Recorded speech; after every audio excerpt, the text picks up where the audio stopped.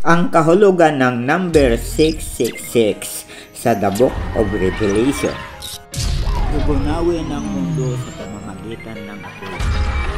Ang number 666 na sinasabi sa Revelation ay numero ng tao. Marami ang mga nagsabi o nangaral na ang 666 ay tao. Halimbawa, sabi nila si Ronald Wilson Reagan yan. Kasi Ronald 6 letters, Wilson 6 letters din, at Reagan 6 letters din.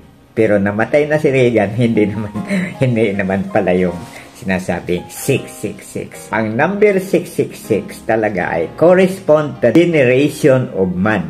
If one generation is equivalent to 20, ang 666 times 20 is equals to 13,320 years. Magsimulang create si Adan hanggang ngayon ay 13,320 years. At ito na yung panahon na yon. May kapasidad na ang tao na gunawin mismo ang mundo. Pagkat natuklasan na niya ang isang bagay na gugunaw sa ating planetang Earth, at iyon nga ay ang nuclear energy o nuclear bomb. Hanggang sa muling episode. Salamat po.